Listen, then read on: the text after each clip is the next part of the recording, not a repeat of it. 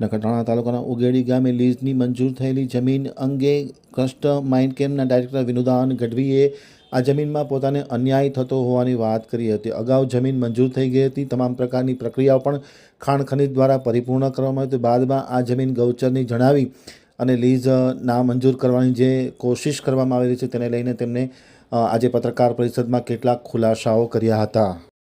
મારું નામ વિનોદ ગઢવી છે।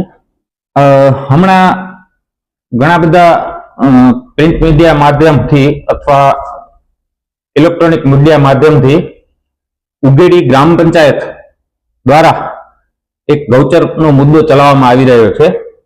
એમાં ખાસ કરી સરપંચ શ્રી દ્વારા આ મુદ્દે સર્વે તમામ પ્રકારની સત્ય હકીકતો એમને થી વિદિત હોવા છતાં ગ્રામ લોકોને, સદસ્યોને, અન્ય સંગઠનોને, અન્ય અગ્રણીઓને ભ્રમિત કરવામાં આવી રહ્યા છે, ગેરમાર્ગે દોરવામાં આવી રહ્યા છે કે આ જગ્યા ગૌચરની છે।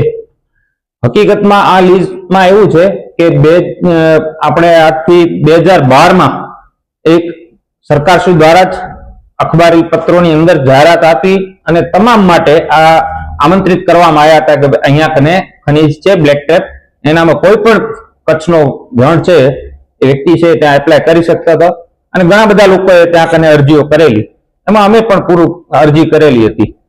અમારા સાધનિક આધાર પુરાવાઓ અને કાગજાત બધે પૂર્ણ હતા અને અમે જ્યાં કને જગ્યા માંગી હતી ત્યાં જગ્યા અમને મળવાપાત્ર થઈ। તો તે બાબતે અમે જરૂરી જે પ્રક્રિયા હતી એ પૂર્ણ કરી હતી। ત્યારબાદ પણ વિલંબ થતા અમે નામદાર ગુજરાત હાઈકોર્ટનું શરણું લીધેલું હતું અને ત્યાં અમે દાદ માંગેલી હતી। એ અનુસંધાને અમોને એલોય કરી આપવામાં આવેલ અને ત્યાં અમે પબ્લિક આપણે હિયરિંગ જે આપણે જીટીસીબી બાબતની રહેતી હોય છે તે પણ કરવામાં આવી હતી। ત્યારે પણ આમાં ખૂબ વિરોધ કરવામાં આવ્યો હતો અને કોઈ પણ સાચા ડોક્યુમેન્ટ્સ નથી જોવામાં આવતા, સત્ય હકીકત છુપાવવામાં આવી, લોકોને ભ્રમિત કરવામાં આવ્યા હતા ત્યારે પણ। અને ત્યારબાદ હાલમાં અમારી એ લીઝની તમામ પ્રક્રિયા પૂર્ણ થઈ ગઈ હતી અને અમે દરાખત પણ કરી લીધા છે, કબજા સોંપણી પણ થઈ ગઈ છે। જો આ બધું ત્યાં ગૌચર જ હોત તો આટલા ડિપાર્ટમેન્ટના લોકો કે અલગ અલગ અધિકારીઓ અમને આ બધી પ્રક્રિયાઓ પૂર્ણ કરીને આપે નહીં। તેમ છતાં આમાં રાજકીય દબાણ પણ લાવવામાં આવી રહ્યું છે અને હમણાં પણ અમોને રોકવામાં આવેલ છે કે ત્યાં હાલમાં કોઈ પણ પ્રકારની માપણી ન કરો કે ખનન કાર્ય ન કરો। જે બાબતને પણ અમોએ હાલમાં જ આ જ મહિને નામદાર ગુજરાત હાઈકોર્ટમાં આ બાબતે દાદ માંગેલ અને હાલમાં જ 2018માં પણ એના ઉપર રોક આવેલ છે અને અમારા જે હકો છે અને ખાણ પ્રવૃત્તિ કરવાની અમારી જે આપણે હક છે એ ચાલુ રહ્યા છે અને એ કલેક્ટરશ્રીના એ હુકમ ઉપર નામદાર ગુજરાત હાઈકોર્ટે રોક આપેલ છે।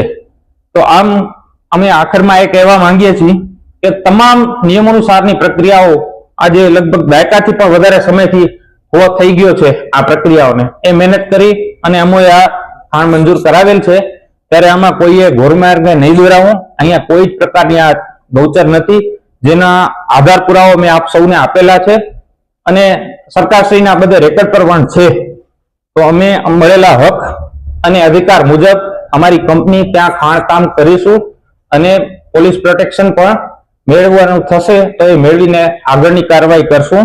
આ તો ઘણીવાર આપણે બોલતા ન હોય તો લોકોના મગજમાં એ ગેરસમજ આવી જાય કે આ લોકો નથી કહેતા, એટલે એવું થઈ જાય કે ના ખોટા લાગે છે।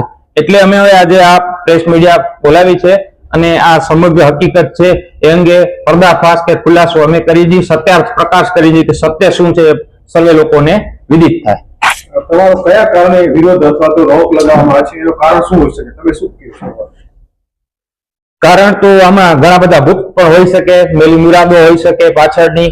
હવે એક બાજુ વિરોધ ચાલી રહ્યો છે ત્યારે અમુક લોકો પાછા અમારા પાસે આવતા હોય છે કે આ લોકો માનસિક રીતે થાકી ગયા છે ને હવે કદાચ વેચી નાખશે, આપી દેશે, આ ખાણ વેચી નાખશે, એવા પણ કારણો હોઈ શકે છે।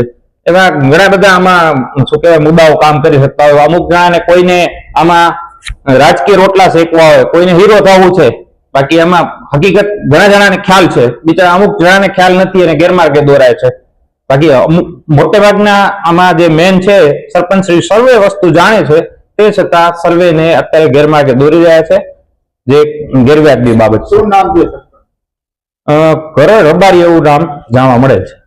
કાયદાકીય રીતે બધું પૂરું થઈ ગયું છે છતાં પણ આપ વિલંબ કરી રહ્યા છો તો એમાં ના, અમે કોઈ વિલંબ નથી કર્યું. અમે પોલીસ પ્રોટેક્શન માંગેલું હતું. હમણાં આપ સૌ જાણો છો, અલગ અલગ નેતાઓની અહીંયા કને વિઝિટ રહી હતી.